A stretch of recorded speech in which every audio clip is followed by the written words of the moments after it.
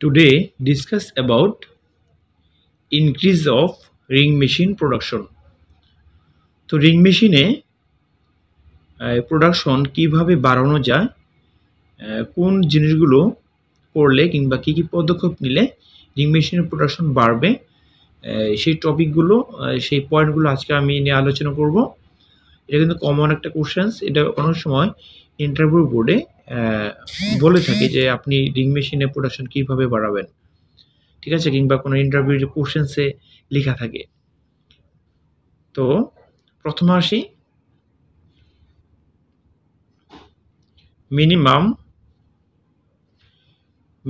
কপ content,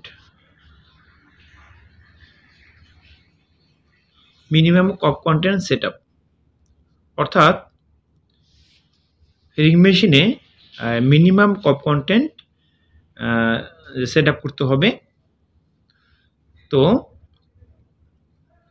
আপনার সেটা হচ্ছে যে রিং কাপের অনুযায়ী, ঠিক আছে, অ্যাজ পার রিং কাপ, ঠিক আছে, রিং কাপের সাইজ অনুযায়ী, অ্যাজ পার লিফট, লিফটিংয়ের অনুযায়ী সে কপ কন্টেন্ট সেট আপ করতে হবে, ঠিক আছে।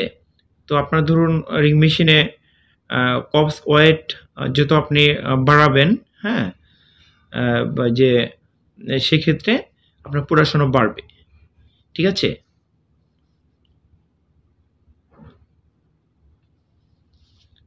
এরপর হচ্ছে রিং ট্রাভেলার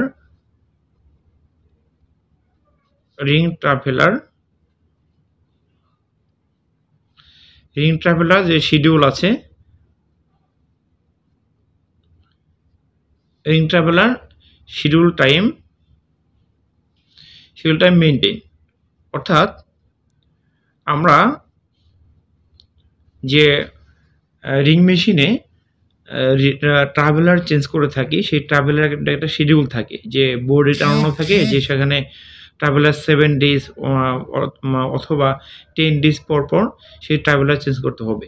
তো সেই ট্রাভেলার যদি আমরা শিডিউল মোতাবেক চেঞ্জ না করি, তাহলে কিন্তু রিং মেশিনে ব্রেকেজটা বেড়ে যাবে।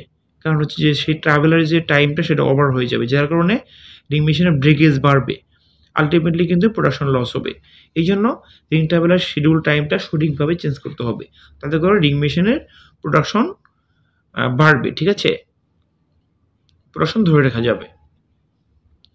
এবার হচ্ছে যে কাউন্ট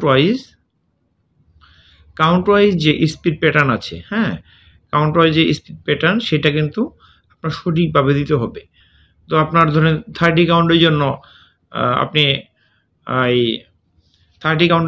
স্পিড প্যাটার্ন যে প্যাটার্ন দিয়েছেন, সেটা যদি আপনার সেই 30 কাউন্টের প্যাটার্নটা যদি আপনার 24 কাউন্ট অর্থাৎ 24 কাউন্ট 26 কাউন্ট দিয়ে থাকেন, তাহলে কিন্তু সেটা ঠিক হবে না। কারণ হচ্ছে 30 কাউন্টের জন্য যে স্পিড দিবেন, 24 কাউন্টের কিংবা 26 কাউন্টের জন্য সেই স্পিড কিন্তু আপনি দিবেন না, তাই না?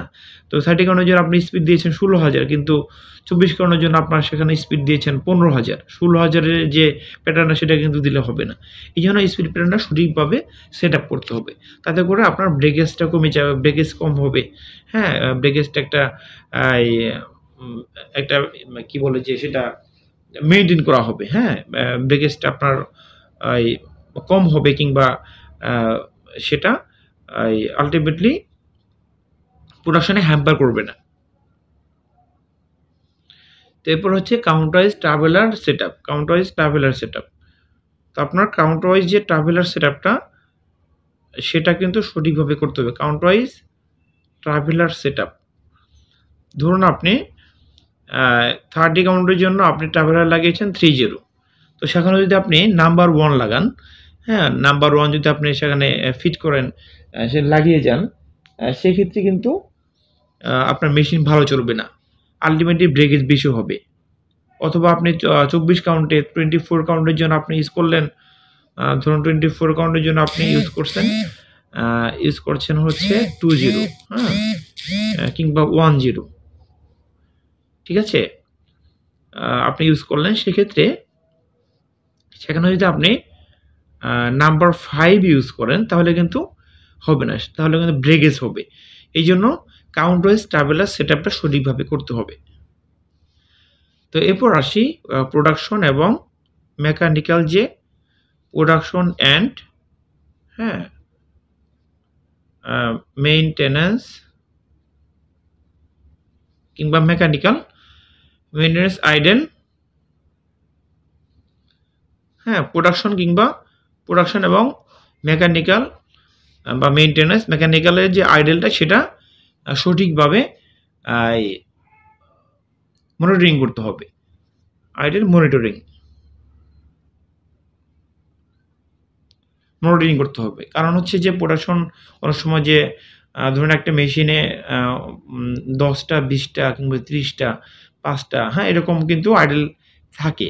হ্যাঁ, সেটা হচ্ছে যে রবিং হয়তো ফিট করে নাই, হ্যাঁ, সেটা আইডেল হয়ে আছে, অথবা মেইনটেন্যান্সের বিভিন্ন আইডেল থাকে, স্পিন্ডল ট্যাপ নাই, অথবা রবিং গাইড নাই, অথবা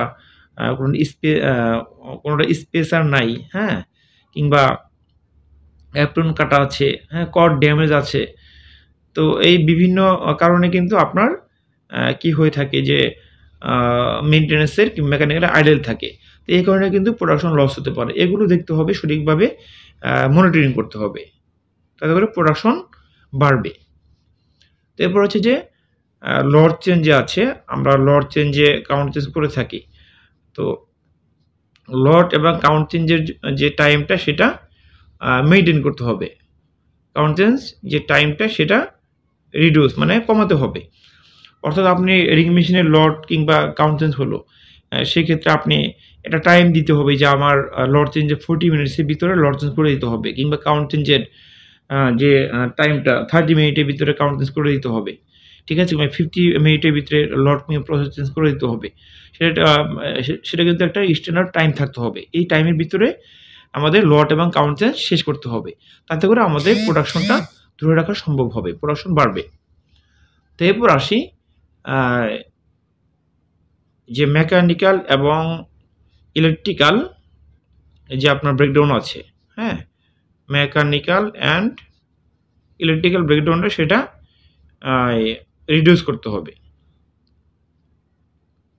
ঠিক আছে,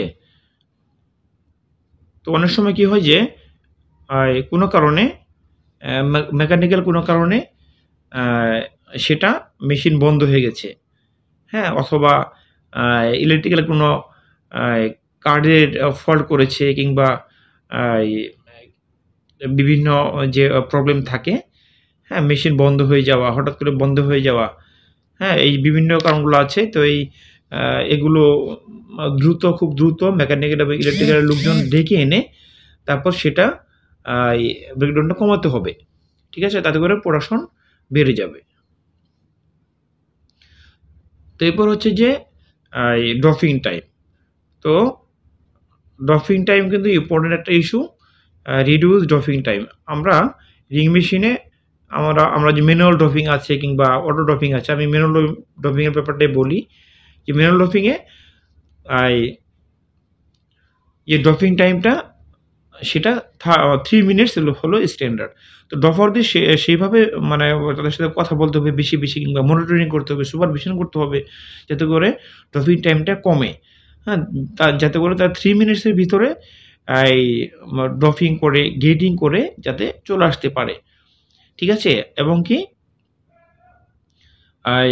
যদি আপনার হয় অটো ড্রপিং হয়, সেক্ষেত্রে অটো ড্রপিংয়ের ক্ষেত্রেও কিন্তু আপনার যে হয়তো অনেক সময় কি হয় যে কপস আটকে যায়, হ্যাঁ, কিংবা সেটা ববিনের কারণে সেটা আটকে গেছে স্পিন্ডলের সাথে, সেই অপারেটরকে বলতে হবে যে সেই ববিনটা যদি কখনো সেটা আটকে যায়, সেক্ষেত্রে সাথে সাথে সেটা যেন উঠিয়ে ফেলে, তাদের ড্রপিং টাইম কমবে। হ্যাঁ, অনেক সময় এটা করে থাকে মানে নেগলিজেন্সের কারণে, অপারেটর নেগলিজেন্সের কারণে কিন্তু ড্রপিং টাইমটা বেশি লেগে থাকে। তাকে এই ব্যাপারে তাদের সাথে কথা বলতে হবে। ঠিক আছে, তাতে করে প্রোডাকশন বেড়ে যাবে। তো এরপর আসি রিডিউস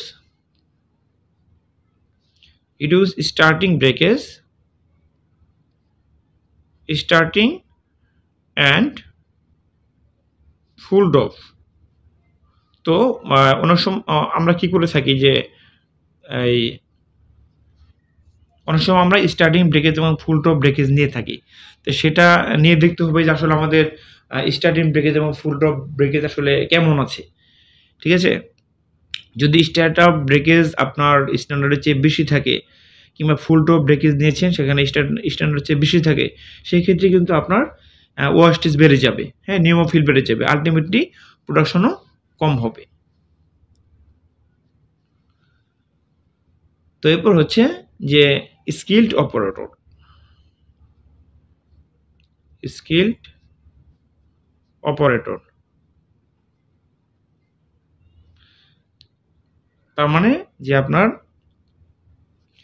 প্রোডাকশন বাড়াতে হলে অবশ্যই আপনার স্কিলড অপারেটর লাগবে। সেই স্কিলড অপারেটর না হলে কিন্তু সেই যদি আপনার হেল্পার কিংবা লার্নার দিয়ে আপনি মেশিন চালিয়ে থাকেন তাহলে কিন্তু সেই আউটপুটটা আপনি পাবেন না। সেখানে কিন্তু ব্রেকেজ বেশি থাকবে, হ্যাঁ, সবসময় আইডেল থাকবে, প্রোডাকশন কম হবে। এই জন্য আপনার রিং মেশিনের জন্য এক্সট্রা যে কিছু লোক থাকে জেনারেল শিফটে সেগুলোকে স্কিল করতে হবে, মাল্টি স্কিল করতে হবে, ঠিক আছে? তো তাহলে প্রোডাকশন আলটিমেটলি বাড়ানো সম্ভব। এরপর যে সর্বোপরি যেটা বলবো যে রকটন সিলেকশনটা সঠিকভাবে দিতে হবে। রকটন সিলেকশন, তো রকটন সিলেকশনের ব্যাপারে যেটা বলবো যে রকটনে আপনার যে আমরা এইচভিআই রিপোর্টটা করে থাকি, হ্যাঁ, সেখানে লেন্থ, স্ট্রেংথ, হ্যাঁ, ময়েশ্চার, ম্যাচুরিটি, তারপর হচ্ছে যে শর্ট ফাইবার, ট্রাশ, এগুলো কিন্তু রিপোর্ট ভালো হতে হবে। হ্যাঁ, আপনার যদি লেন্থ ভালো হয় তাহলে কিন্তু এই সিএসপি ভালো হবে। সিএসপি ভালো হওয়া মানে কি যে রিং মেশিনে ভালো চলা। তারপর হচ্ছে যে আপনার যদি বলি ম্যাচুরিটি, যদি ম্যাচুরিটি ভালো না হয় সেক্ষেত্রে কিন্তু আপনার আলটিমেটলি কিন্তু আইপিআই, হ্যাঁ, বেড়ে যাবে, সিএসপি কমে যাবে। তারপর হচ্ছে যে আপনি যদি শর্ট ফাইবার কথা ধরেন, শর্ট ফাইবার কিংবা ট্রাশ এগুলো বেশি থাকলে আলটিমেটলি ওয়ার্কিং সামনে যে খারাপ হবে, হ্যাঁ, রিং মেশিনের ব্রেকেজ বাড়বে, সিএসপি কম হবে, আইপিআই বেড়ে যাবে।